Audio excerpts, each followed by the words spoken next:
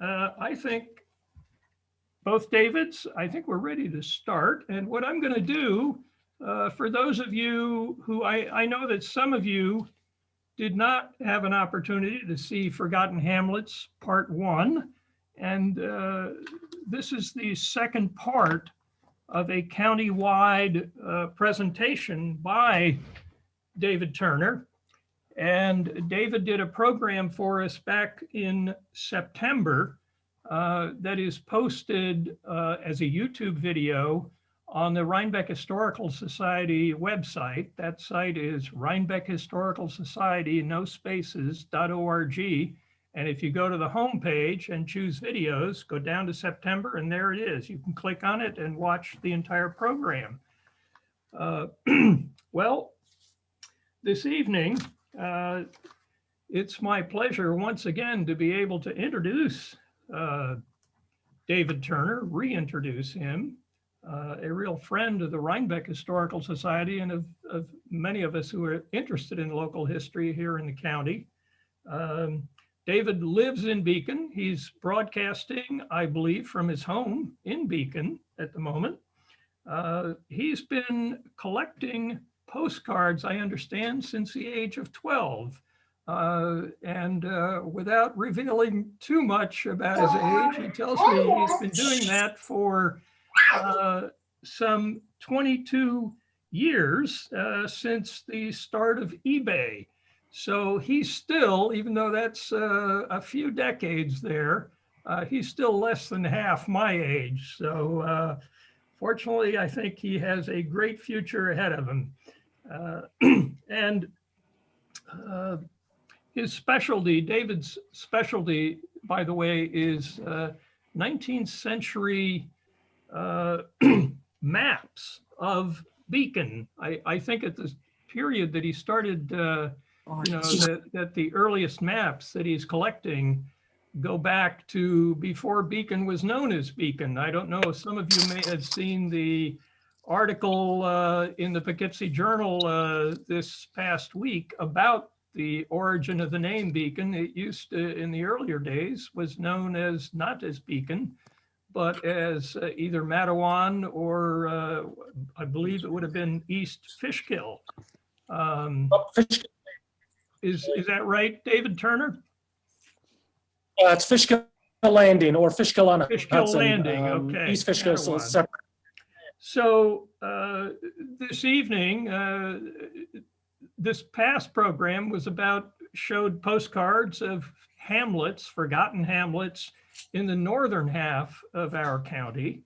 And David has quite a collection. This evening, he's going to share postcards, images of what it looked like in those hamlets that many of us have forgotten about in the southern half of Dutchess County. And this program is not about me, it's about David Turner. So David, I'm turning it over to you. Welcome. Thank you very much, Mike. Thank you again to the Rhinebeck Historical Society for hosting me. Yes, I am a collector for the past 20 years of postcards, collect predominantly everything, but my first things that I collected was Dutchess County. So I grew up in a hamlet myself, Fishkill Plains. So I always like these tiny little corners of Dutchess County. You know, the cities have their own histories, the big towns have their own history, but it's interesting to see the more rural areas of Dutchess County and how it's changed over the past, 100 years or 150 years. So let me share this and get this presentation started. Share my screen.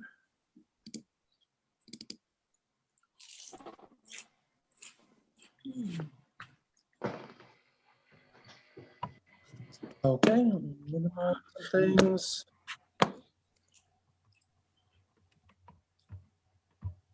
Hopefully this laser pointer is a little bit easier to see. All right, this is the start here. This is actually a postcard that I purchased just this week. It's a card I've been looking for the past 10 years. It's not in this section, it's northern Dutchess County, but I thought I'd show it to everybody. This is the fairgrounds in Dutchess County. It was in a place called Washington Hollow. Now, Washington Hollow, if you don't know, it's close to the intersection of Route 44 and the Taconic Parkway. So that's the exit to get to Pleasant Valley or Millbrook. And this is right off the exit. This was the old fairgrounds before it moved up to Rhinebeck. And you can see the agricultural hall here, the grandstands on the right, the judges stand in the middle. And this has all been torn down. This is now where the Troop K State Trooper Barracks is today. But just want to talk to you a little bit about vintage postcards. This is what this presentation is really going to be predominantly showing. The craze for early postcards really started around 1905 and lasted until about 1915, just before World War I. Most of these postcards were printed in Germany. Germany had this very excellent technique for printing press. So a lot of these were produced there. Once World War I broke out, we lost our avenue of getting these highly quality printed postcards. So these are two different kinds of postcards. They're both lithographic prints. So it's taken from a photograph, made into a lithograph, and then printed onto paper. This is the most common way you find old postcards. They're usually made in at least 500. So you find these more commonly. The one on the left is black and white, and the one on the right is colorized. So it is from a photograph and it's been colored. This particular one of Poughkeepsie has actually been hand colored in Germany. So very high quality, you got these beautiful images. I didn't include Poughkeepsie in my presentation, so I thought I'd show some views here to demonstrate postcards. The one on the left is the depot in Poughkeepsie. This would continue on to either down to Brewster or over to Stormville. Note the really nice Smith Brothers cough drop sign on the side of the station here. And on the right is a view of the old mill pond in Poughkeepsie. Now, the other kind of postcard is a real photo postcard. Now, a real photo postcard is taken from a negative, printed directly onto the piece of paper. So these were made in much smaller quantities, usually for smaller towns, smaller hamlets that didn't have a lot of tourists or people buying postcards. So here's a view of the schoolhouse in Poughkeepsie. Maybe 100 of these were produced at the turn of the century. So much fewer of them exist today. You can think of, you get a postcard, you read the message on the back, maybe you tack it to the fridge for a little while, but then it goes into the garbage. So very few of these, remain today. Beautiful old schoolhouse, one room, of course. You can see the bell in the tower and the trail that goes off to your bathroom quarters. Okay, we're going to move on to start the program here. It's going to be talking about Southern Dutchess County. Now, I drew the line right down the middle here. So we'll be talking about the towns of Dover, Pawling, Union Vale, LaGrange, the town of Poughkeepsie, Wappinger, East Fishkill, and Beekman. First, we're going to talk about the town of Dover. We're going to talk about the hamlets of Dover Furnace, South Dover, and Weebatuck. So here we are in Dover Furnace. This is the, right in the middle of the county on the eastern border. This is a view of the highway bridge. So it doesn't look too much like a highway that you would think of today, but this was a very modern road going up the center of the valley, which would now be Route 22. You can see the old wooden bridge here with the iron truss and the beautiful stonework that was to build this bridge.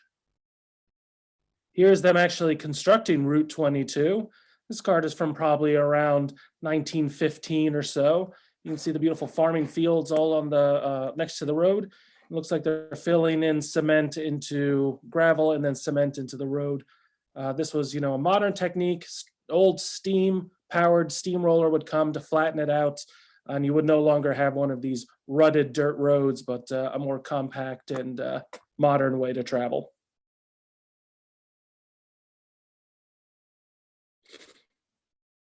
Can be a prosperous hamlet without being on a railroad. This was the true highway at the time. Trains coming up from the city and down from New England.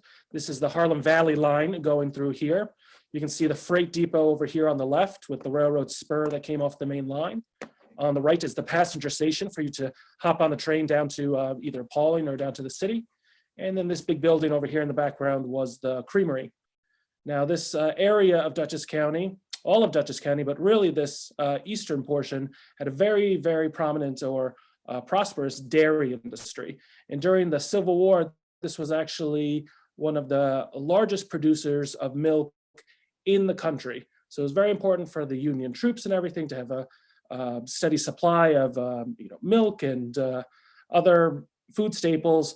And Dutchess County, especially the eastern portion of it, was very important in that. Now the railroad wasn't always reliable. It was still a dangerous thing to do. You never know when the tracks are going to be washed away or something is going to be damaged on the tracks. This is an accident that happened in July of 1920. As you can see, the train cars actually toppled over into the field below. Now, this was a common type of postcard to send. Of course, this was big news for a small hamlet like Dover Furnace. So these could be passengers standing along the tracks, but they could also be people from the hamlet itself coming out to see, the news of the day, taking a postcard picture of it, sending it out to your friends and family. Look what happened in Dover Furnace today. Big news. So a good way to pass information was using these old postcards. Here's a view of the general store. Now the railroad station would be right over here on the left. You have the general store over here, post office, and an open hall over here. It's always nice to read the back of these postcards. This person's saying that we're all having a lovely time. I haven't found anything historical yet, unless it is the hall marked X on the postal. Bob and I attended a dance here 2 years ago. So it gives you a little bit of context, a little bit of background into these buildings of how people interacted with them. So he didn't find anything historical, but him just sending this postcard, it became history. And okay, we're going to move along and talk about briefly, I've talked about this on the other presentation about Northern Dutchess County, but just to refresh everyone, or if you didn't hear it the last time, I'm going to talk about the Oblong. Now, during the colonial era, there was a lot of border disputes between the states. At the time, New York was administered by the Dutch, while Connecticut, Rhode Island, and Massachusetts were with the British Empire. So the Dutch really didn't have too much stake in having a religious outpost here in New York. They were purely here for the economics. They were here for beaver pelts, natural resources to bring back to the Netherlands. So they didn't have much control over New York outside of places like Manhattan Island and Brooklyn and the Bronx. So that gave Connecticut more opportunity to move their boundaries further and further west. At one point in 1664, you can see here that it was almost the entire Hudson Valley and even claiming all the way to the Delaware River. Once the Dutch relinquished their claim to New York to the British were able to reinforce this outpost of New York State, connecting all the hamlets along the Hudson River, going out and claiming the lands to the Great Lakes and everything. So New York became a much more powerful, influential state, and the border started switching more towards the east. You can see here that said the New York claimed Connecticut River as its boundary in 1664 to 1683, and that would have taken a big chunk out of Connecticut. And the area that Connecticut was really looking to secure was the area of Ridgefield, which is right along the New York border, in Westchester, and this area down here close to New York City. So in 1731, what they decided was there's going to be a trade, and New York State traded the areas of Greenwich, Connecticut, Stamford, Connecticut, parts of Norwalk, and the northern part of the Panhandle here over to Connecticut in exchange for keeping the town of Rye, and we're given a 2-mile border or extension on the border right along here, which is now the eastern portion of Dutchess County, Putnam County, and Westchester. So if we go over here to the map on the right of Dutchess County, you can see this long line right here. And this is the Oblong patent of 1731. And this gave us a couple of hamlets. It gave us Amenia Union, it gave us Millerton, and in the southern part, it gave us Weebatuck and Quaker Hill. So these are places that are kind of the in-between zone between New York, between Connecticut. It wasn't really enforced, the border between this time. So it was an area that was full of almost like bandits or people that were trying to escape the law between Connecticut and New York. And if you go to this area today, especially in the area of northern Dover, it's very hilly, deep ravines from all the creeks and things like that, easy places to hide yourself at the time. But here's a view of it, Weebatuck, around 1908. bird's eye view of this nice little valley hamlet. You can see the colonial house here in the middle and the big open fields that surrounded the area. Today, this is almost all forested, but you can still go into the woods and see these long tracts of stone walls that delineated the property lines. Now, this wasn't much for farming, although you do see some wheat fields here. It was mostly for grazing. Again, cows, the dairy industry was so important at the time. It's another view. This is Main Street in Weebatuck. Here's the Cary General Store. It's another colonial building that had an upstairs balcony or porch. Very common design for these colonial stores. Usually you could rent out the spaces upstairs for people crossing from Connecticut going towards Poughkeepsie or the Hudson River. And here's one of the homes here in Weebatuck. I don't think this house still exists, but you can see it's a very large home for this time in this era. It could have also have been a boarding house, again, for people traveling from Connecticut to the Hudson River. And when you think of Connecticut at this time, of course, now you have the Merritt Parkway and all of these easy ways to access the rest of the state. But at the time, one of the major traveling routes from this western part of Connecticut was to go through Dutchess County to get your goods to the Hudson River to bring down to New York City. Now, this was still a very important traveling route for people bringing their goods to market. Just one last note on this photograph. This is probably also taken by the photographer Glenham. He took a lot of photographs of the eastern Dutchess County, Dover Plains, Wassaic, Weebatuck, and sometimes you can see his bicycle in a lot of these photographs, which is what he used to travel around and take photographs. This is South Dover. Now, this area also had a lot of mining activity, iron ore. Of course, lime was used for the smelting of iron as well. So you can see this was a pretty large area here in South Dover. Pretty busy area. You see the man with the horse team, most likely bringing something to be burned over here. But just a very interesting piece of history of the industry in the area. This is right over the border from South Dover. I wanted to include it to just show you a little bit of what the border area looked like. This is actually Bull's Bridge in Kent, Connecticut. This covered bridge is still there today. You can drive over it. If you've been in this area today with this covered bridge, this is all forested today. As you can see, it's almost all open land. Today, it's all forested.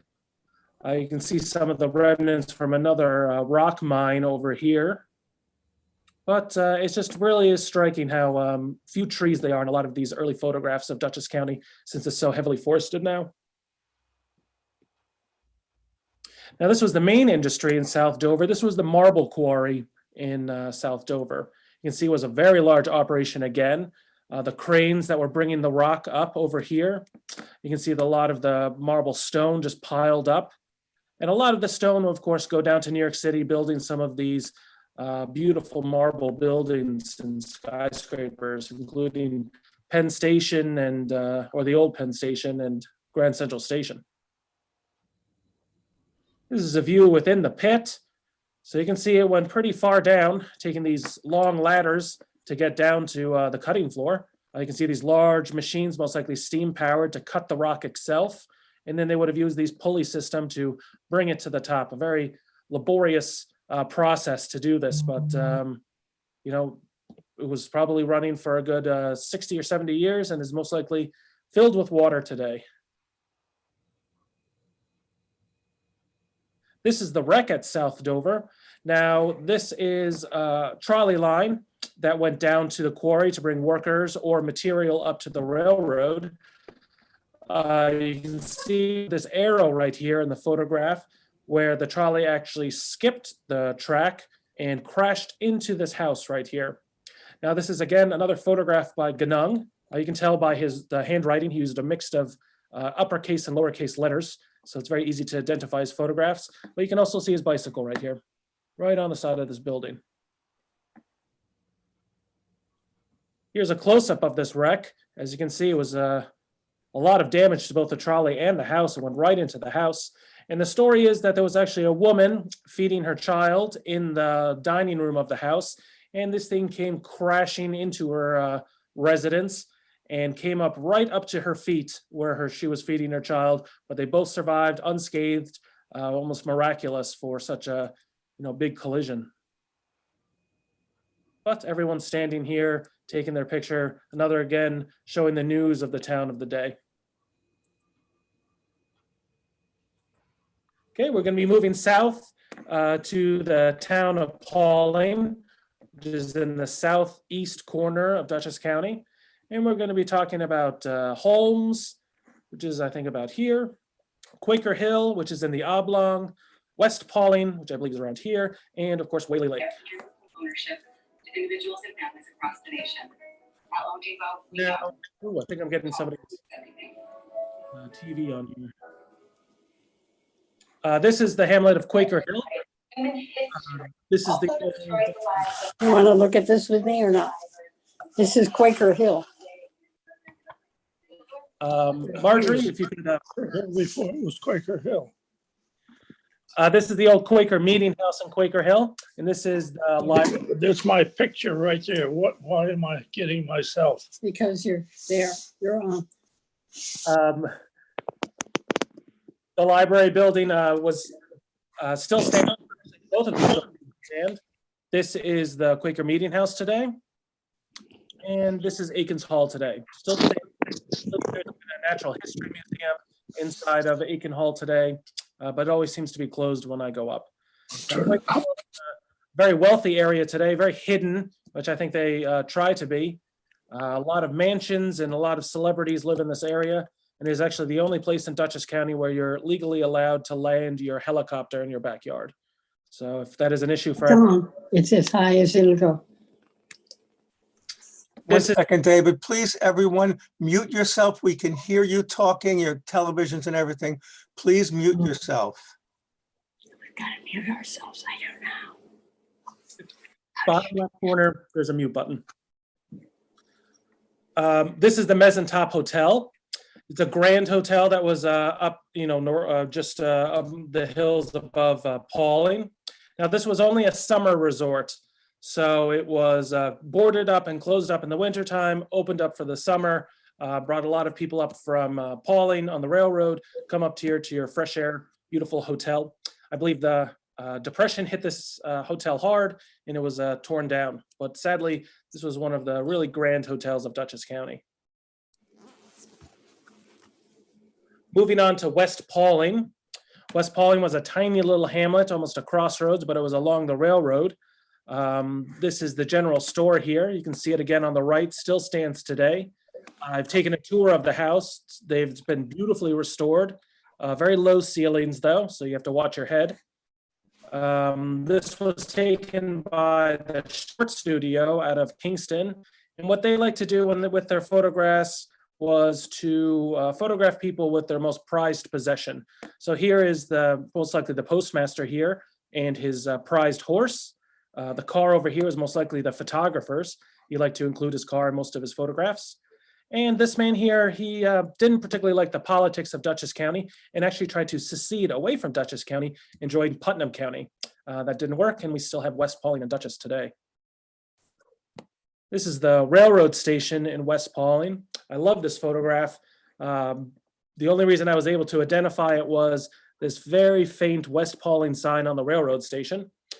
It's just a great card, mix of this guy standing, completely straight, the two little kids, him holding a little oil can, and then of course the engineer and the person that shoveled the coal into the huge steam boiler here, also in the photograph. So really like finding these real photo images that show people as well, not just buildings.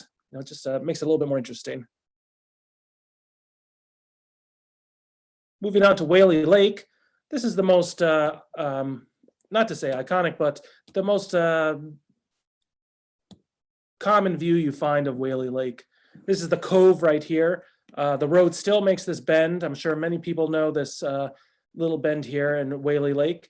This is an old colonial house right here. It might have even had a store in it as well. Sadly, this house no longer stands on here, but even when I was in high school, you could still rent a boat, which most likely was the same thing over here. You can see the tent and the rustic cabin. Is a very popular place in the summertime to come up to this mountain lake. It's actually Dutchess County's largest lake, both natural and man-made. There is a dam, I believe, on the north end. Here are some of the cottages that were on Whaley Lake. Now, these were very rustic cottages. They might have had a cast iron stove in it, but they weren't really winterized or insulated. They were just for the summer months to come enjoy the lake breezes and have a little vacation. So you gotta love this porch here made out of birch wood, very rustic, and you can see the sheets drying over here above the shore. Here's another one of the little cabins up on top of the hill. It's a very rocky area, so you can have a house that is looking over the lake or have one right on the shore. This one at least had a chimney, so maybe you've been able to have a fireplace and keep warm during the winter. But usually, as I said, these were summer accommodations. Today, if these still stand, they've all converted into mostly permanent homes with a beautiful view of this lake. Here's a view of what they called Whaley Pond, but it's again Whaley Lake. Just a beautiful view of this country road. You can see the large stone wall here. Looks like they're growing corn in the field. I just like this view. The photographer did a really great job. Only half the house is shown, but it really gives you a sense of what rural Dutchess County was like. You can see over here on the porch, you have the mother and the daughter, and them giving their bird a little bit of fresh air in the cage. There you go. Yeah. This is a view of Whaley Lake Inn. This is the large hotel that was in Whaley Lake. It overlooks the entire lake. It has this beautiful gabled roof, which is very common for these, for more colonial things. Is probably a little bit later than that. This is now a private residence today. It still stands. Must have a bunch of bedrooms. Moving on to the hamlet of Holmes. Holmes again was along the railroad here that would have gone on to places like Poughkeepsie and Hopewell Junction. This was the general store, the corner store right here. Just behind the porch, you can see the passenger station, railroad tracks, and the big building here is the creamery. Then over here on the left, you have what looks like a blacksmith shop and some barns in the background. Now, the only thing that really remains of this is actually this house right here is the only thing that remains of this really downtown Holmes area. And if you look at the hill in the background, you can see it's all cleared, but it's very rocky, which is very characteristic of this mountainous area around Holmes. Here's a view of the other side of the tracks. These are the houses that are in Holmes, and right down to the church, you can just see the steeple in the background. And most of this part of Holmes actually still stands. So here's this house that's on the left is right here in blue. And of course, the house next door with the beautiful porch. So it's nice to see that some of this still stands and people still have these houses that look almost the same, still have these beautiful porches on them. Here's a public schoolhouse. It's a one-room schoolhouse. You can see the difference between Poughkeepsie and Holmes, that Poughkeepsie had a little bit of a larger school. Kids still all have their shoes, which is a good indication of the prosperity of an area, that if the kids don't have shoes, then it's most likely a much poorer area, but all these kids have shoes. But sadly, their playground seems to be very rocky and not lush, beautiful grass like they have over in Poughkeepsie. This is again the main road through Holmes. You can see the railroad tracks here. It was a 2 tracks here, but you can see it was splitting into 3, most likely to go over to the station or the creamery. And the only thing that stands today in this picture is right here, this house right down here, which might have even been a hotel at the time. You can see today, the corner store is gone. The blacksmith shop is gone over here as well, but this building still stands. Porches have been enclosed. There's another old house that I was told is right over here beyond these bushes. But really, most of downtown Holmes is no longer here. Now, I was asked a lot, my name is David Turner, so people asked me in Holmes if I was related to this Turner or that Turner. I said I was not, But you can see that Turners have a very long history here in Holmes. This is the Turner homestead. It was most likely a much smaller house that was built onto over the years as the family grew. Just a really interesting looking house along this rural road. You can see the man coming down the road, his dog leading him. Okay, we're going to move on to the town of Union Vale. We're going to talk about the hamlets of Verbank, Verbank Village, and Clove. So Verbank and Verbank Village is over here, with Clove and Clove Valley down here. This is the view of Verbank. Now this is a small hamlet right along Route 82. So this road going across here is Route 82. This is Clove Road that would have gone over to the mountains towards Clove, which would be back there. So here you can see the church, the cemetery, and the large Locust Creamery here. Here's a close-up of the creamery. Very large, much larger than the other ones we've seen. It was a big, very big farming community around Millbrook and Union Vale. You can think of all the rolling hills and everything. This was the centralized area to bring your milk to be condensed or packaged and put onto the train. You can see here it says Locust Farms. Here's a view of the Methodist Episcopal Church in Holmes. And that still stands today, even has shutters on it, which it didn't before. Still looks almost exactly the same. Here's a view of downtown Verbank. Here's the passenger station over here on the left. Just beyond it is the freight station. So people go out onto the train here, and this is for your merchandise, goods to go down to markets and things like that. And if you cross the green here, you go straight over to the post office and general store, which is over here on the right. The railroad stations no longer stand, but a lot of these houses along this main square are still there in Verbank off of Route 82. Here's a close-up of the post office and store. Very common design for early Dutchess County. This kind of Greek revival roof here. It's very common for the post offices, usually built around the 1830s to 1850s. You can see that there was most likely a blacksmith shop over here on the side. So this was the economic center for Verbank. Now we're going to move over to Verbank Village. Now most of the postcards just say Verbank on them, but this is actually a separate hamlet that was about a mile or two away from Verbank. Most of it no longer exists today, but it's interesting to see these, more rustic communities that sprang up along the railroad. This here is the depot, but it's only a freight station. So no passengers could get off here. They would get off at Verbank, take some sort of carriage or horse or walk down to Verbank Village. And you can see a little bit of a difference between Verbank and here. A lot of these buildings haven't been painted, very rustic construction here. This is the hotel over here on the left. To the right of it with this interesting window is the store. And here's a close-up of those two. It's the hotel over here on the left and the store over here on the right. You can see this sign over here. This usually advertised the hotel and also told you what kind of beer was being served in the saloon inside. Because what's a hotel without having a bar as well? Moving on to the Vanderwater store. Now, Verbank Village was also called Verbank Station. A couple of different names for the same type of hamlet. This is just a little bit down the road, which was the Vanderwater store. You can see the interesting spouts on the gutters here. And the early auto is most like the photographers again, and another garage that was most likely a blacksmith shop.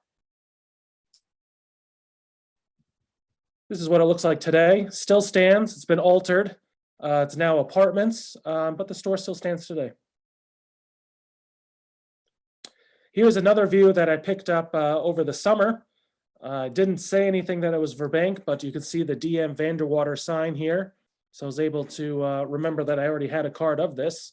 But this is a really beautiful view of a general store in Dutchess County. You can see inside the garage here, the beautiful advertising, Duke's Mixture, smoking tobacco, you have chewing tobacco. And if you look closely on the porch, which I'm going to show you, there's a close-up of the porch. There's so much going on. From left to right, you have all the chicken wire here, the scrap wood. You have advertisements for seeds, the Pan American fireworks up here, bottles. Right behind this man's head, there's a advertisement for Slug Shot Kills Bugs, some sort of insecticide. The man and his what looks like a doctor's bag. You have boxes of fruit, the coffee sign, and of course, buckets, pails, rakes, brooms, pickaxe, pitchforks, just everything that would have been needed for a farming community. Of course, all of the empty barrels underneath the porch. Just a really great image. Moving on to Clove.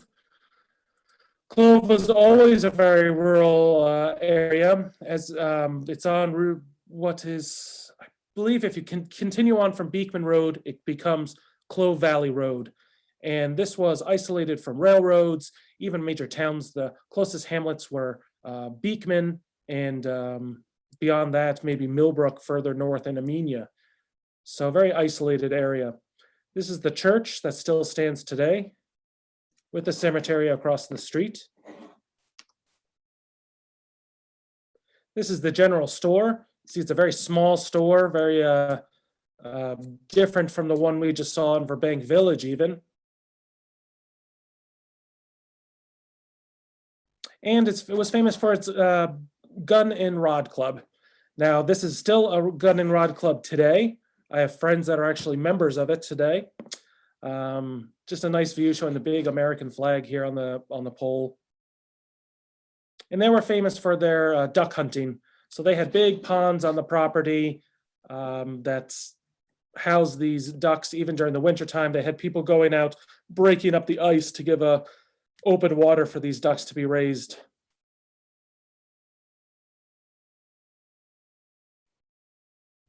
And then Clove Valley, that was pretty much at the intersection of Route 55 and Beekman Road. That was Clove Valley, the center of it. This is the creamery here. Very small creamery comparatively to the other ones that we've seen around the county. And here's the general store. The general store was much larger than other ones. You can see probably a lot of storage. This was more of a hardware store over here. Lots of storage and barns. This was right along Route 55, and Route 55 was one of the major thoroughways from Connecticut to the Hudson River up into Poughkeepsie. So it's a very busy road. And part of this building still stands today. It's a convenience store. So kind of the same type of thing it was 100 years ago, just much smaller. Okay, we're moving over to the town of LaGrange. We have a lot to cover, so sorry if I'm going quickly. We're going to talk about Arthur'sburg, Billings, which would probably have been about here, Arthur'sburg down here, LaGrangeville right here, Manchester Bridge, Moore's Mills, which is in the northern part, and Freedom Plains. This is a view of Arthur'sburg. You can see in the 1930s, the railroad stopped coming through Arthur'sburg. The little passenger station is all boarded up. Just shows you how small of a hamlet it was. Not many passengers leaving Arthur'sburg. Today, this is Arthur'sburg is where the Taconic crosses Route 82 in near Hopewell Junction. There's a big shop right there. That's Arthur'sburg. This is the Quaker Meeting House. A lot of Quakers in the area of Dutchess County. To think of Clinton Corners, you have Millbrook, Arthur'sburg, of course, Quaker Hill, and the Quakers were really instrumental in the Underground Railroad through Dutchess County. They were helpful bringing freed slaves. They had a lot of hidden compartments within their meeting houses and homes. We'll talk about Moore's Mills, which was famous for the Underground Railroad. Moving on to LaGrangeville, this would be Knoxon Road going towards Route 82. 82 would be crossing over here, north being on the right, south being on the left. You can see LaGrangeville, the hamlet, the freight depot, the little station, and some of the, here's the station over here, and some of the stores. So this is a very country road, still looks similar to this today. Here's a little railroad station in LaGrangeville. Down here we have the creamery. This little station still stands today. No longer around the tracks, but is a very nice studio apartment. When I went here once to photograph it, the guy was selling it. He was trying to convince me to buy this very large room. And you can see the old general store in the background here. This is a view of the hardware store. Looks like the post office was in here as well. Unlike many of the other photographs or photo postcards we've seen, this was done by the Eastern Illustrating and Publishing Company out of Maine. And I could tell that because it's right here on the back of this car. So this was definitely the photographer's car, and this was holding all of his photography equipment.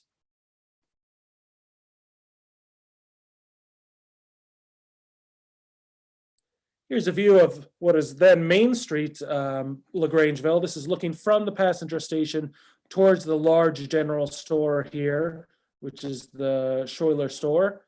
This house over here on the left and the large colonial here no longer stand, but the general store still does today. Oops. Here's a close-up of that store. You can see again, here's most likely the photographer's car and all of the great stuff on the porch here. The guy that owns the store and his family is back here on the left. Their house was built up on the back.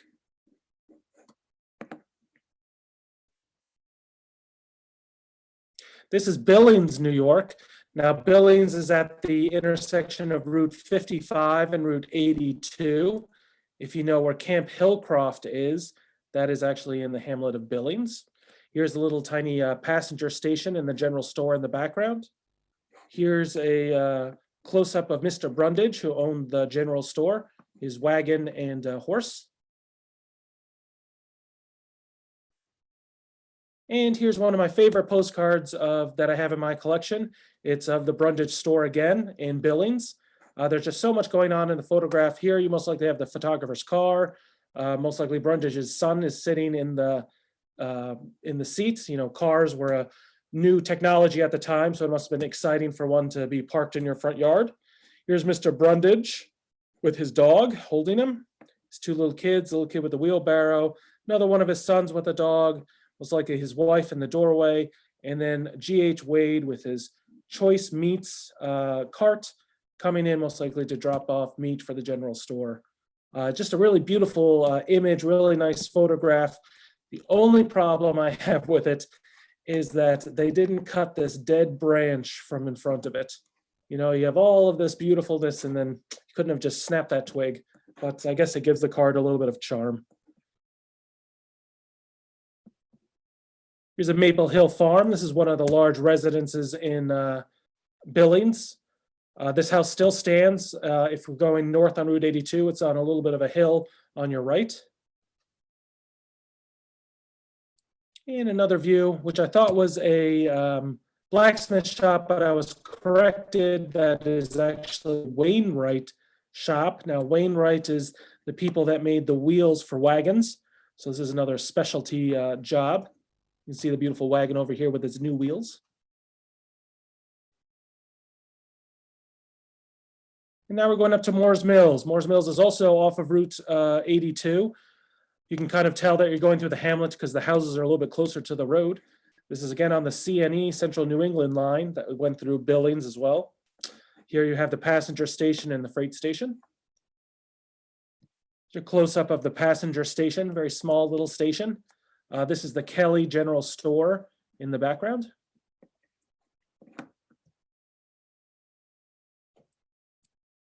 Here's the old mill. That guy gave Moore's Mills its name, owned most likely by the Moore family. Early mill along its pond that was used as water power to most likely power the grain mill.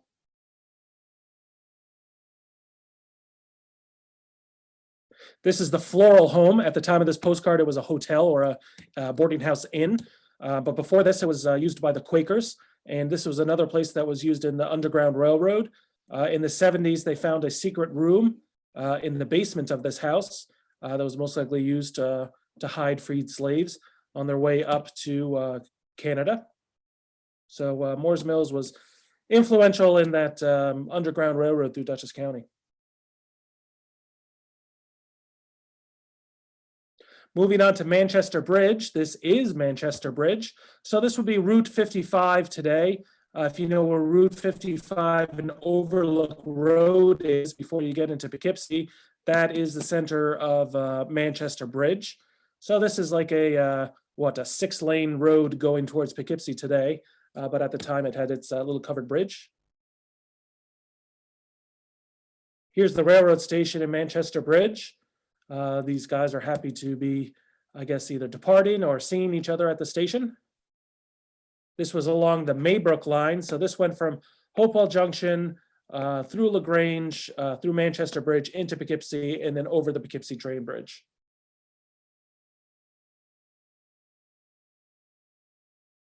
Here's another view of Manchester Bridge. This is a view of the lake. So you can see it's dammed over here on the right. This was most likely an ice house. So this lake would freeze over. You can almost see that there's ice on it over here already. And then the big blocks of ice would be cut up, put into this building, insulated with straw, and used by a creamery or something like that to keep dairy or other foods cold. You can see the one-room schoolhouse here down the street. And this house has an X on it.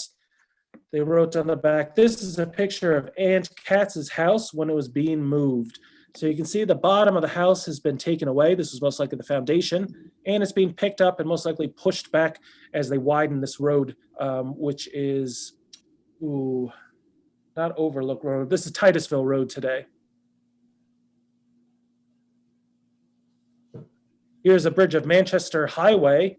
Now, I'm not sure if they're talking about Titusville Road here or this beautiful big bridge they just finished constructing, but this was a railroad bridge that brought it up. And today this is where, close to where the new Dutchess County Rail Trail crosses Titusville Road.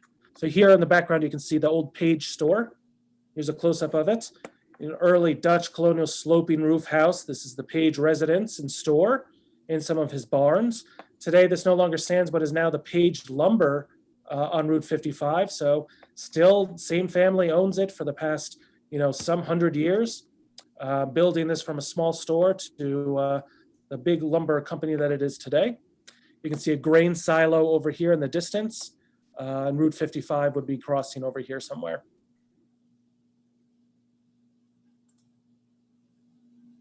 Moving on to Freedom Plains. Now, Freedom Plains is really where people think of LaGrange. This is where Arlington High School is today.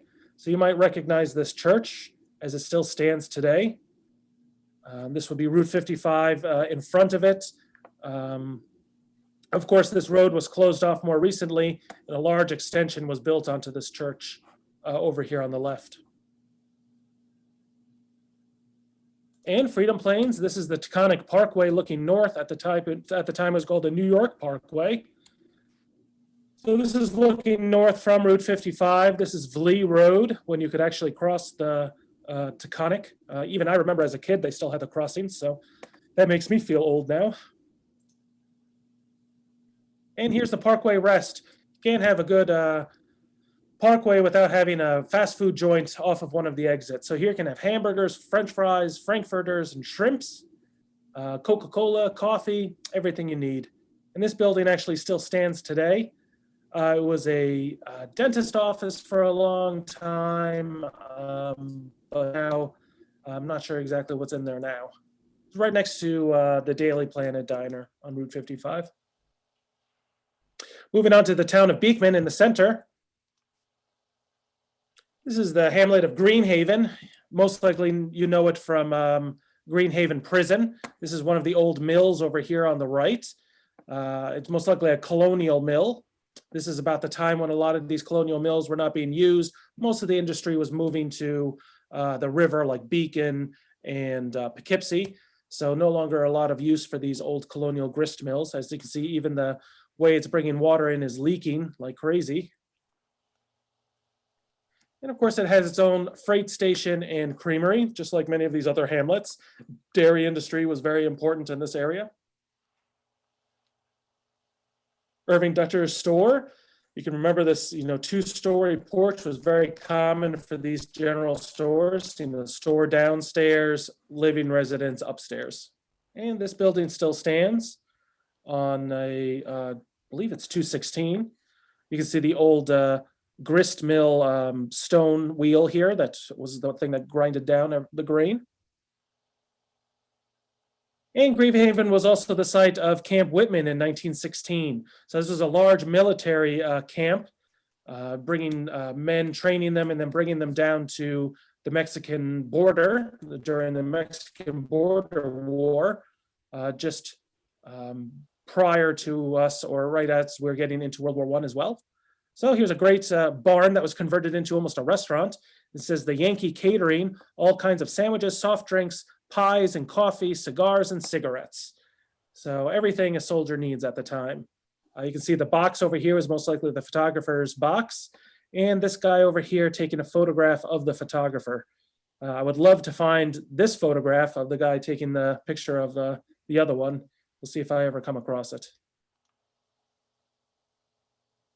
Here's just a view of Camp Whitman near Beekman.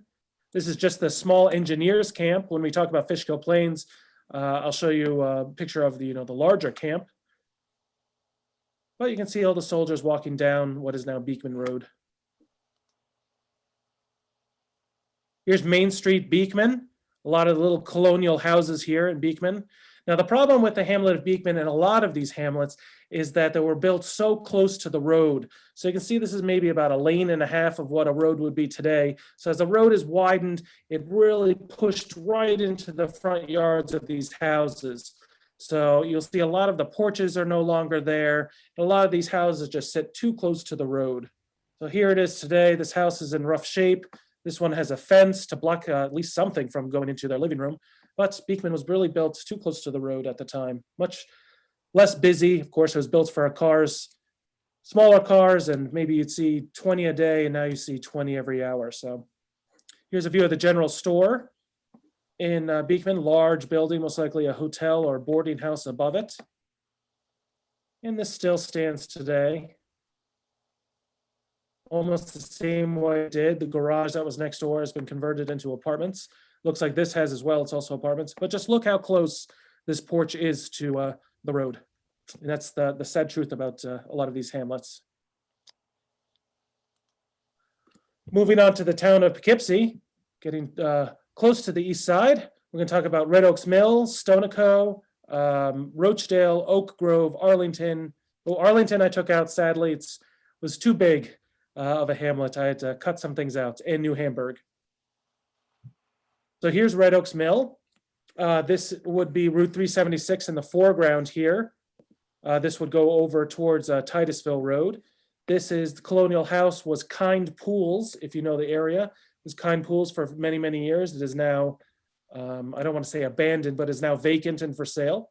Here on the left, you can see the old Red Oaks Mill that was named after the red oak trees that surrounded the creek here.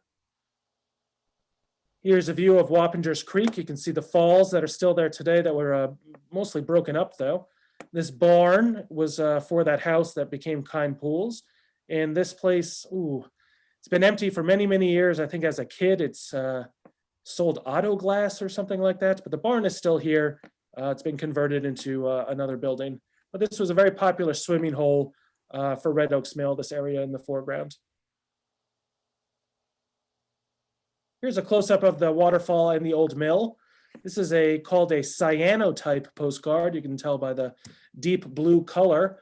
And it is said that if these become too faded, you can just put them in a very dark area and actually retain their original coloring.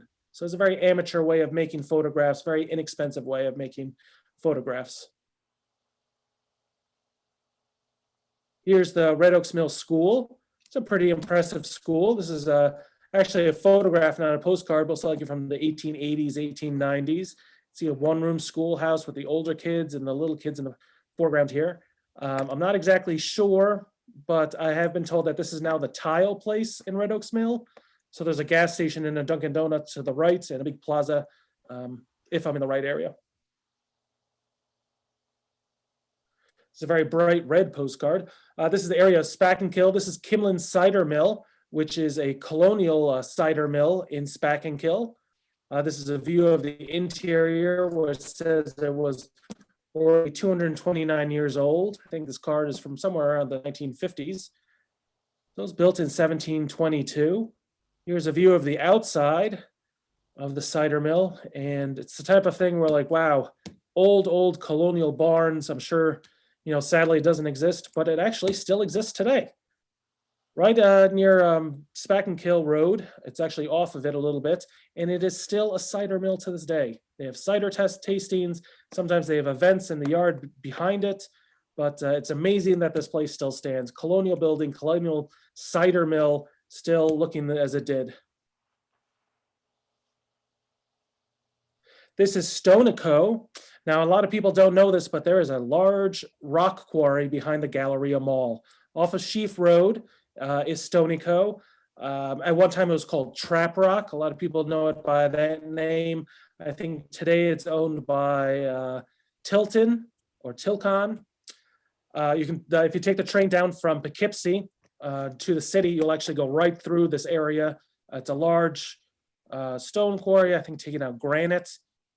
I've been to the bottom of the pit. It's about 200 feet below the Hudson River. So you look up at the rim, that's the Hudson River, and you're 200 feet below it. And they say that they'll be mining here for at least another 150 years. There's enough rock.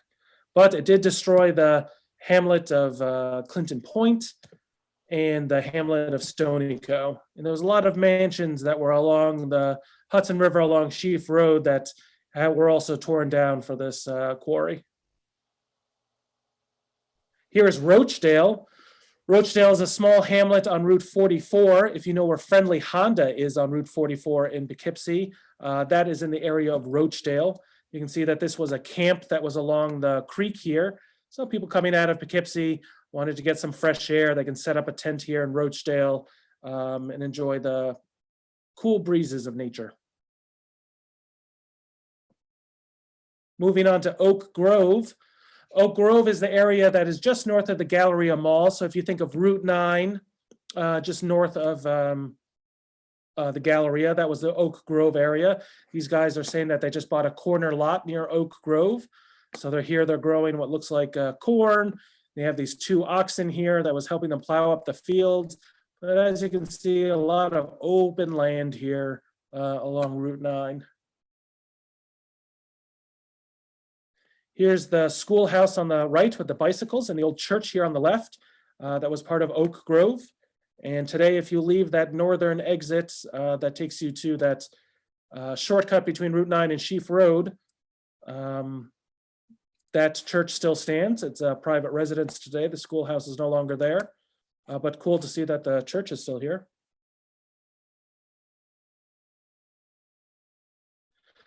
Moving on to New Hamburg. This is one of my favorite things to collect. I love New Hamburg. Interesting thing to point out that across the creek, this was called, I think, Cedar Hill or Cedar Grove. This was another hamlet that was in Orange County that was actually completely destroyed for a rock mine that was owned by Stonico down the river. So this whole hamlet was then raised for this mine. But here in the foreground, you can see New Hamburg, the church, and some of the industry over here on the left, the lumber company. Here's the post office in New Hamburg. You see the mail carrier here, and most likely the woman that worked inside. It's a very small little post office, still stands today. No longer the post office, though. New Hamburg sadly doesn't have a post office. Here's the Zion Chapel in New Hamburg. Very interesting, almost Norwegian stick style architecture here. When I was doing research on my book about Wappingers, a man stopped me and he says, "Oh, do you know how these hooks, why they have these hooks on top of the church here?" And I said, "No, I don't know why." He says, "Oh, it's for the aliens. When they came and they put it down, they needed the hooks for the wires." So a guy messing with me about history, something all too common, but gave me a good laugh. This is what it looks like today. Still looks exactly the same. Houses next door. A lot of New Hamburg is actually still looks very similar as it did then. Here's a view of the railroad station.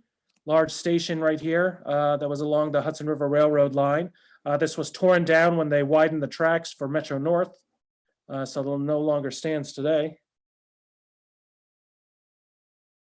This is a view looking north towards the tunnel after New Hamburg.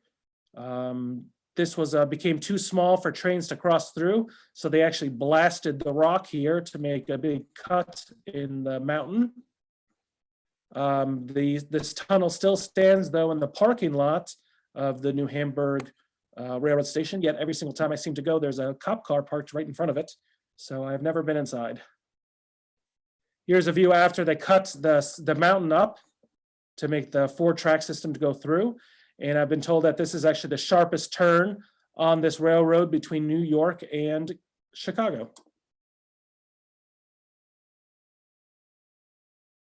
Here's a view of the Eagle Hotel that was near the railroad station. As you can see, they sold Schaefer beer in the bar inside. And this still stands today. Today it is an apartment building. You can't have a river hamlet without having a yacht club. Here's the New Hamburg Yacht Club that still stands and is operational today. It's a much larger building today, but it's nice to see that they still have the yacht club. The old Brewer House, which is a colonial house, one of the first ones built in New Hamburg. Beautiful house right there near the river. And now we're moving on to Wappingers. We're talking about the hamlets of New Hackensack, Didell, Myers Corners, Houstonville, Chelsea on Hudson. So here is New Hackensack. This is the Riley and Sons store. I heard that this was still standing up until the mid-'80s until it burned. It was a candy store at one time, but really was the economic center for New Hackensack. If you don't know where New Hackensack is, it's at the intersection of Route 376, New Hackensack Road, and All Angels Hill Road. So 376 would be on the left. This is New Hackensack Road in the foreground. And on the right, going this way, would be All Angels Hill Road. Here's a little post office in New Hackensack, tiny little post office store, one of the smallest in Dutchess County. This no longer stands. This is actually now like a little road that goes into the airport. The airport really tore down a lot of the old village center of New Hackensack as it expanded. Here's the old 100. Named not after the age of the house, but actually the number of acres that were around it. It was a 100-acre farm. This is an old Dutch house. You can see the nice gabled roof here. And this still stands today. It's in much better condition than this photograph. I think somebody recently bought it and fixed it up very nicely. Here's Fairholme, which is one of the largest residents in New Hackensack. This house also still stands today behind the new Dutch Reformed Church that is in front of it. If you look behind it, you'll still see this house today. And of course, here's the Warnock Inn, famous hotel and restaurant in the area. I believe it is now mostly apartments. And I've heard a lot of stories about it being haunted, about somebody walking on this porch upstairs. I want to show you this new photograph because this tree actually still stands today. It's funny to see a very old tree in a 1920s postcard still today. It doesn't look like the healthiest tree, but it's still there. And just another view of the Warnock Inn, showing this beautiful colonial hotel. And here's what was the blacksmith shop, but you can see it's being updated to be a gas station. It still stands today on Route 376 with a new facade on the front. And here's the chapel in New Hackensack. This was built next to the Reformed Church that was on the right that I believe might have burned down. And this chapel was actually moved to Sheaf Road where it stands at the entrance of Bowden Park. This chapel was actually from there to begin with until it moved over to New Hackensack because of the large congregation needed an overflow space at the turn of the century. And then maybe I think it was the 1990s that they moved it back over to Sheaf Road. Here's the hamlet of Didell. You can see the station over here on the right. In the background, you can see the Didell Mansion. And today, this is where the Dutchess County Rail Trail crosses Didell Road. Station is no longer there, but you can see the Didell Mansion in the background. Myers Corners, this is All Angels Farm. That is what All Angels Hill Road is named after. Now, this was from a church down on the West End Avenue in New York City called the All Angels Church. and this was their fresh air home. So it brought mothers and children up from New York City up to this, country setting, beautiful pastoral grounds that it had, just to give people, escape from the brutal heat of the city. You see everyone lined up here. Not too many smiles, but I'm sure they were happy to be up in the country. Here's the hamlet of Hewsonville. This is Route 9D, Old Hopewell Road on the left and New Hamburg Road on the right.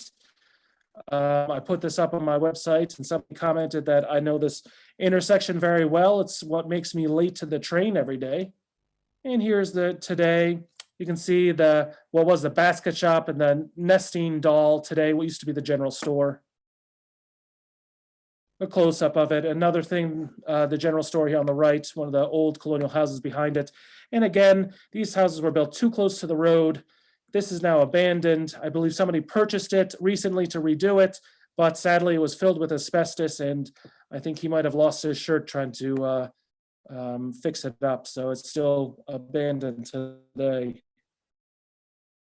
But built so close to the road, Route 90, such a busy road.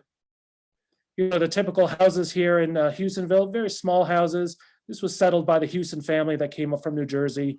And a lot of the people in the hamlet, even at this time, were related to those Hewsons. But you can tell he took immaculate care of his property. Beautiful little planter here and immaculate yard. Here's the old mill in Hewsonville. It's a colonial mill. This is located on 90, closer to Middlebush Road. Middlebush was its own little hamlet, even 100 years before that. But by the time the turn of the century, Middlebush really wasn't too much other than this mill right here. Moving on to Chelsea on Hudson. This is the beautiful passenger station in Chelsea that no longer stands. Here's a view of Shore Road looking north. You can see the colonial house here. And this was actually has a cement factory on it in the 1870s. But here, by the turn of the century, that cement factory and industry was gone from Chelsea. And it really kind of subsided into a very quiet hamlet. And again, you can't have a riverfront hamlet without having a yacht club. Here is Collier's Boathouse, which is the Chelsea Yacht Club today. And they have sailboat races today. I've been invited a few times. Very nice little community there. But at the time, it was known for their ice boat racing. A lot of the prominent families in the area, including Roosevelt up in Hyde Park, and a lot of these mansions had their own ice boats. These were like the Ferraris of their time, very expensive, sleek sports car type of things. And at the time, in the 1800s, the land speed record was actually held by an ice boat that was sailed on the Hudson River going over 70 miles an hour. So if you can think you're on skates, skating on ice at 70 miles an hour, you have to be a pretty brave person. This is one of the mansions that was in Chelsea. This is the Pollock Mansion. New York Times article in the 1920s says this house burned down. There was a lot of mansions that were along the Hudson River here that no longer stand. Just like Hyde Park up to Rhinebeck, there were mansions that lined the riverfront all the way down into Putnam County from here. Here's another view of the shoreline here in Chelsea. This is the lowest tide ever known in 1898.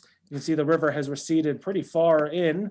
So of course, high tide is usually the same, ocean water coming up the Hudson River. And when low tide, it's just river water. There must have been some sort of severe drought at the time. But a piece of history that I wouldn't have known about otherwise if it wasn't on a postcard. Here's a train wreck in Chelsea. This train slid into the river itself, which was common for these train wrecks along the Hudson River, built right along the riverfront. So if there was a train wreck or it slipped off the tracks, it would slide into the river. And there's some really, really harrowing stories about New Hamburg of a train collapsing into the ice and then slipping underneath the ice itself. Just really, really horrific disasters that happened along this railroad. This is the public school and church, which is now the post office today. Okay, I know I'm running a little bit over, but I'm almost done here. I just have East Fishkill and Fishkill to do. I talk about Fishkill Plains, Gayhead, Wickapee, Leetown, Pecksville, Fishkill Furnace, Sylvan Lake. I just took out Sylvan Lake and Stormville. Fishkill Plains, this is where I grew up. This is, again, the Maybrook line that would have went over to the Poughkeepsie train bridge. This is where the Dutchess County Rail Trail is today, crossing what is now Route 376. Of course, Union Chapel and Fishkill Plains, this still stands today. It is the Sons of Italy House, or Sons of Italy gathering place. It's a view of Lake Walton. So this is the railroad line here that is now part of the Dutchess County Rail Trail. This road in the foreground is actually Lake Walton Road. But again, if you notice, it's all open fields all around the lake. And today, this is all either housing developments or forest today. So really amazing to see the difference. Here's a group of the Van Nostrand family out of Poughkeepsie camping along Lake Walton. I love the bathing suits. And this is Camp Whitman when it was in Fishkill Plains in 1915. You can see how enormous it is. All the different tents for all the different companies over here. You can see Company 23, Company 14. Just it was an enormous gathering of troops before going down to the Texas border. Here's a view of Hillside Lake, which is now a community around the lake. But at this time, looks like they were trying to sell plots of land and cabins. Just again, open fields, which is now mostly forested. Coming into East Fishkill, this is Route 52 and Route 376 today, close to where the police barracks would be over here on the right. This is the old hotel that was also owned by the Grindle family that ran the hotel out of Stormville. Here's another view of it. This is the town hall building that still stands next to the police station. Another view of the hotel in the wintertime, Route 52 going off to the right. The close-up of the hotel. I really like this card because it labels everyone in the photograph, from Mrs. Grindle that owned the hotel to some of the people staying there. One of the Van Nostrands, which is a very popular name in Dutchess County. Even labels the man that's just boarding there at the time. And of course, you can see the type of beer that's being served in the bar. No longer stands today. This is Fishkill Furnace. If you know about Carpenter Road, it got its name from this sawmill that was on Carpenter Road.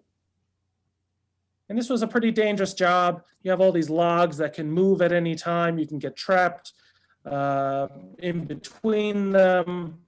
You're working with large saws and pickaxes, and it was a dangerous job. This is one of the residents here in Fishkill Furnace that would later become Foxley Hall. It's on Route 52 and Carpenter Road, if you know it today. It still stands. It's now a catering or a place for have your wedding venue, La Chambourg. This is a view of Wickapee Valley from the top of Long Hill. You can see the big open fields again in the valley. Looks much different. It's all suburban houses today. This is the Methodist Episcopal Church that's off of Route 52 in Wickapee. This is what it looks like today, still there, except for they've added a steeple. And the general store that had an early gas pump on it. That was a general or a deli for a long time when I was in high school, recently closed and is now for sale. So if anybody wants to start a deli, you got one right here in Wickapee. This is the Monte Cristo on top of Long Hill. This was when I was in high school about 10 years ago, was the Monte Rosa restaurant that was on top of the hill. You would commonly see Lamborghinis and Ferraris driving into it, which was quite strange for a road even 10 years ago. But here is a resort on top of the mountain. You can see it was all cleared up here, very rocky, which it still is today on the top of the hill. Moving on to Leetown, if you know Route 52, if you go to the stop of Storm Mountain in Stormville, and you take a right at a packaged pavement cement plant, that takes you into Leetown. This is the only view I've ever found of Leetown. You still meet a lot of Lees in East Fishkill, last name. I even had one in my high school class, part of the Lee family. So just deep roots in the Stormville area, the Lees. This is Pecksville going out towards Ludingtonville and close to where 84 meets Ludingtonville Road. This is Pecksville. This was just a gas station stop along the road.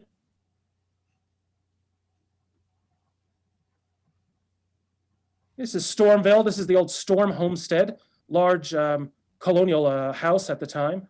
You can see there was almost 4 stories, very, very large house, no longer stands. Of course, the cut, this is 216, close to Route 52. I still cross these tracks today and Trump International golf courses over here. This is the New York, New Haven, Hudson station in Stormville coming from Poquag, going towards Hopewell. You would stop in Stormville first. And the general store and post office was right across the tracks, which still stands today.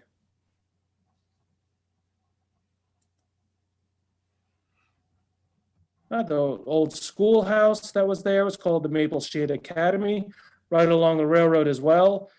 You can see it was a 2-story building, a very large school at the time for Stormville. You know, the Horton Store post office and hotel in Stormville. Stormville Hotel is right over here on the right. You can see the ad for the Dutchess County Fair. That was in Washington Hollow, the first photograph I showed. And this is a view of the Stormville Hotel, also owned by the Grindle family that owned the hotel in East Fishkill, or Gayhead. And you can see some of the troops that were at Camp Whitman down at Greenhaven have stopped here, most likely to go into the bar and have a couple of drinks. Okay, we're moving on to our last stop, which is the town of Fishkill. Sorry I'm going so long. I tried to cut it down, but there's just too many great hamlets to go through. You have Swaroutville, which is on along Route 82, close to the intersection of All Angels Hill Road. This is the bridge that they actually recently fixed up again along Route 82. This is when it was just being finished. You can see how proud they were. Everyone in the hamlet came out to have their photograph taken on the new bridge. You can see one of the workers here on one of the piers, and still some of the things holding up the bridge underneath it. This is John Brinkerhoff's house in Washington's headquarters during the Revolution. This house still stands. It's in the Lomala development right in Swaroutville. You can see it still stands today. It looks almost exactly the same. Here it's a great place to stop on Halloween, if we still do Halloweens. Moving on to Brinkerhoff. This is the old Brinkerhoff mansion that still stands today, colonial mansion, of course, owned by the Brinkerhoff family, which is a very influential family during the Revolution. General Lafayette would stay at this house. His actually memorial is right next door in the cemetery. Here's the bridge at Brinkerhoff. This is Route 52. If you go to the right, it would take you to Route 82. And over here would be Merritt Boulevard going towards Walmart behind it. So I cross this bridge all the time. Here's the post office and general store, colonial building again, run by the Brinkerhoff family. You can see it was in the Dutch style. This would have had a pulley system that would have brought things to, this is a window, but at the time it looks like it was a door to bring things upstairs. You can see that they've changed a lot of the building, added doors and windows into this colonial house. Sadly, this no longer stands. This is the old grist mill that was along the falls there. It was actually an abandoned mill even during the Revolutionary War. George Washington had his troops go from the Fishkill Supply Depot into Brinkerhoff to rebuild this mill so that it could supply grain for the troops at the Supply Depot in Fishkill. And here's a view of Main Street in Brinkerhoff, which is now Route 52. This is what it looks like today with Ocean State Job Lot off to the right, Dutchess Park on the hill, going towards Fishkill here. So Brinkerhoff looks a lot different than it did. Okay, we're on to our final hamlets. Thank you for sticking with me. This is Main Street in the post office in Glenham. Glenham is a small hamlet in between Fishkill and Beekman, New York. This is what is now Old Glenham Road.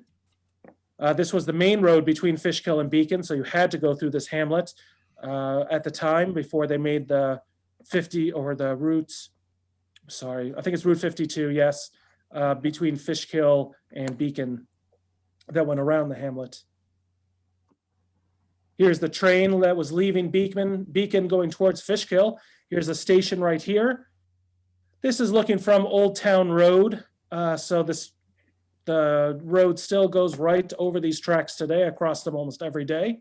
There's no trains going down the tracks anymore. And I actually heard that this rail line was just sold or is for sale by Metro North. So if you want to start a commuter train from Hopewell to Beekman, it's for sale. Here's the old church here. I love this card because even the sender sent his photograph with it. It's almost like they're just showing how he's doing and where he goes to church. This church still stands today in Glenham. Here is the old Civil War factory. This actually made ammunition during the Civil War, right along the steep cliffs on Fishkill Creek. This is a popular place in the summertime to go cliff jumping on Fishkill Creek. Even today, this past summer, this place was packed all summer long. You just have to be very careful to know the water depth below where you're jumping. So if you do go, make sure it's after a good rain. And even after, this is a view of about 1906. This next view is be about 1908. And it's been being torn down. So you can see a lot of it has already been gone, but you can at least see the inside of it and what it looked like inside. Of course, this is all gone today, and this was replaced by the Texaco plant that is torn down as well. And here's my last view of Glenham. This is the little post office. At the time, it was said to be the smallest post office in the country. I'm not so sure about that, but that's what they say is the claim to fame. Just a beautiful little tiny brick building. You can see right through at the window here, and even Glenham post office in the glass. Just a small town post office, but one that I go to now. This is torn down, but Glenham still has a post office today. Thank you very much for listening to me. I hope you learned something about a small hamlet. Sorry to go a little bit over, but if you stuck with me, I hope you enjoyed the history. This last photograph, David. Fantastic. Fantastic. The old If you've got time, I've got a couple of questions I'd like to share with you from the chat box. Sure. We had Beth Walsh. Where was the marble quarry in South Dover? You showed the images of that place that you said today is probably all filled with water, but I believe it's somewhere close to where Wingdale is today. I don't know its exact location, but if you look at Google Maps, I'm sure that somewhere around that South Dover Wingdale area, you'll see a big pool of water. It might be even in somebody's property today. But I haven't come across it in my travels yet, no. a comment from Betty that Holmes used to be known as Reynoldsville. I hadn't heard that, but that was more in the 1860s, 1870s. It was known as Reynoldsville. I'm not sure exactly why it changed to Holmes, but by the time postcards came around, it was mostly known as Holmes, New York. someone pointed out that in LaGrange, you had an image of Wade's Meats, that was still in operation until the 1990s, apparently. Oh, really? Wow. Yeah, a lot of famous, even butchers in the area. Wasn't there another one, Carl Amer? Wasn't he in the area as well? Yes. LaGrange. I still get Carl Amer bologna. It's delicious. You get it at Adams, but I'm sure it was sold to a different company today, but still had roots in Dutchess County. You had a lot of appreciative comments, David, and I need to share with you one in particular from Teresa Kraft, apparently part of your groupie fan club down there in Beekman. Loved your presentation and the banter of the Rhinebeck Historical Society. You were a natural. I'm glad I got to watch it on my large screen computer. Oh, yeah.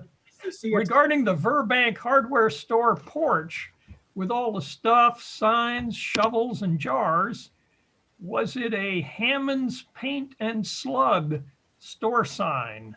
I tried to get a close look at the top of it, but it didn't look like it said Hammond's. Sadly, I'm from Beekman myself, so I know the industry well, that he was very prolific in the area, but it didn't look like it was a Hammond's slugshot sign, sadly.